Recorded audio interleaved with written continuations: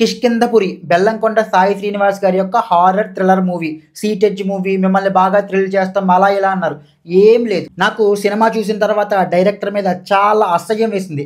Directors cinema బాగా తీయలేకపోయినా నాకు పర్లేదు, కానీ చీప్ మెంటాలిటీతో చీప్ ట్రిక్స్ ప్లే చేస్తే మాత్రం నాకు చాలా చిరాకేస్తుంది. హారర్ మూవీ అంటేనే భయపెట్టాలి, కానీ ఒక మంచి రైటింగ్, మంచి టెక్నికాలిటీస్తో భయపెట్టడం చేత కానప్పుడు ఇలాగే చీప్ ట్రిక్స్తో భయపెట్టాలనుకుంటారు. భయపెట్టాలి, ఏం చేద్దాం?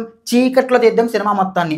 భయపెట్టాలి, ఏం చేద్దాం? ఒక చిన్న పాపను పెట్టి ఆ పాపకి దెయ్యానికి మధ్యన ఒక సీక్వెన్స్ పెడతాం. భయపెట్టాలి, ఏం చేద్దాం? అడవిల మధ్యలో సినిమా తీద్దాం. భయపెట్టాలి, ఏం చేద్దాం? ఏమీ లేని చోట కూడా తలుపులు దబా దబా అని బాధేస్తూ భయాన్ని సృష్టిద్దాం. అంతే.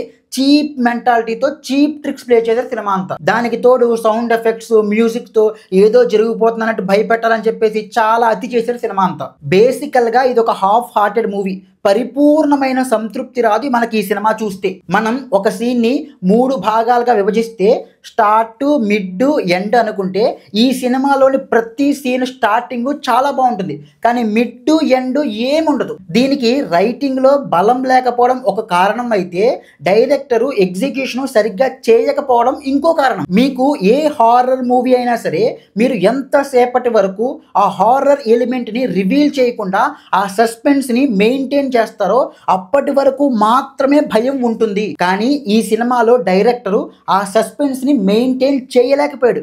దాంతో సినిమా తేలిపోయింది. మనం చీకట్లో చాలా భయపడతాం, ఎందుకంటే అక్కడ ఏముందో మనకు కనిపించదు.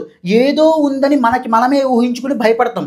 కానీ వెలుతురులో మనకు అక్కడ ఏముందో కనిపిస్తుంది, కాబట్టి మనకు భయం వేయదు.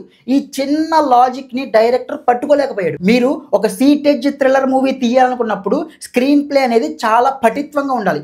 ఈ సినిమాలో ఒక థ్రిల్లింగ్ సీన్ అవుద్ది, వెంటనే ఒక నార్మల్ సీన్ వస్తుంది. దానివల్ల ఏమైంది? థ్రిల్ పోయింది. అలాగని ఈ సినిమాలో థ్రిల్లింగ్ మూమెంట్స్ లేవా అంటే ఉన్నాయి. ముందే చెప్పాను కదా, అవి చీప్ ట్రిక్స్ ప్లే చేయడం వల్ల వచ్చిన ఎఫెక్ట్సే కానీ కథలో నుంచి జెన్యూన్గా వచ్చిన ఎఫెక్ట్స్ కాదు. అసలు విలన్కి అన్ని పవర్స్ ఎందుకు ఉన్నాయన్న దానికి ఒక కన్విన్సింగ్ ఎక్స్ప్లెనేషనే లేదు.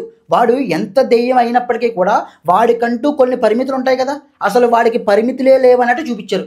ఎలా సాధ్యం అది? వాడు బ్రతుకున్న శరీరంలోకి దూరాడు అంటే ఒక అర్థం ఉంది.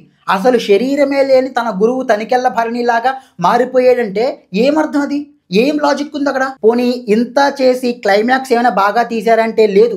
ఎవరో తరుముతున్నట్టు హడావిడిగా తెవిల్ చేశారు.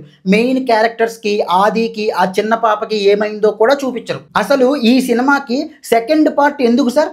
బోల్డ్ అన్ని క్వశ్చన్స్ వదిలేసి ఈ క్వశ్చన్స్ అన్నిటికీ కూడా ఆన్సరు సెకండ్ పార్ట్లో ఎత్తుక్కోండి అంటే జనాలు ఏమైనా మీకు పిచ్చోళ్ళ కనిపిస్తున్నారా సార్? మీకు ఈ సినిమా చూడడానికి వచ్చాం, మాకు ఈ సినిమాలోనే కథ చెప్పండి, మాకు సెకండ్ పార్ట్లో వద్దు కథ, ఇక్కడే చెప్పండి క్వశ్చన్స్ అన్నిటికీ ఆన్సర్. ఇంకా టెక్నికాలిటీస్ విషయానికి వస్తే డైరెక్టర్కి అసలు విజువల్ సెన్సే లేదు.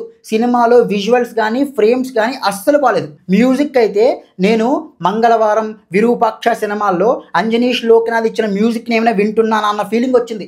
అంతలా కాపీ కొట్టారు మ్యూజిక్ని. చూసి గ్రాఫిక్స్ని అవసరమైనప్పుడే యూజ్ చెయ్యాలి. ఈ సీన్ని, ఈ షాట్ని నేను రియల్గా షూట్ చెయ్యలేను అన్నప్పుడే గ్రాఫిక్స్ జోలికి డైరెక్టర్లు కానీ ఫిల్మ్ మేకర్స్ కానీ వెళ్ళాలి. అంతేగాని ప్రతి చిన్న సీన్లోనూ కూడా గ్రాఫిక్స్ పెట్టేసి వాటిని సరిగ్గా రెండరింగ్ చేయడానికి కూడా మీకు పేషెన్స్ లేకపోతే ఇలా చెత్తలాగే ఉంటాయి గ్రాఫిక్స్. ఈ సినిమాని కంప్లీట్గా సెట్స్లోనే తీశారండి.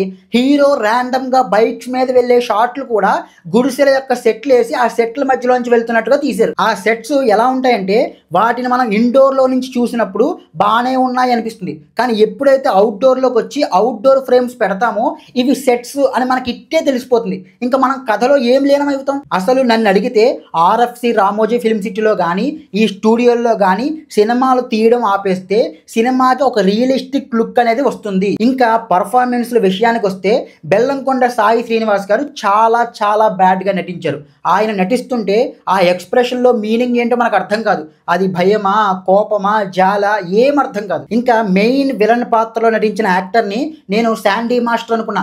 మొన్నే కదా ఆయన కొత్త లోక మూవీలో విలన్గా నటించారు అనుకున్నా, కానీ ఆయన కాదు. ఈయన ఎవరో కొత్త యాక్టర్. ఆయనకి డార్క్ మేకప్ వేసేసి పళ్ళు పొడుగ్గా ఎత్తుగా పెట్టి అంగవైకల్యం పెట్టి ఏదో ట్రై చేశారు, కానీ అస్సలు వర్కౌట్ అవ్వలేదు. ఆయన లుక్ బాగాలేదు, పర్ఫార్మెన్స్ కూడా బాలేదు. ఇంకా అనుపమ పరమేశ్వరన్ గారు ఒక్క హాస్పిటల్ సీన్లో తప్పిస్తే ఎక్కడా కూడా ఇంపాక్ట్ లేదు.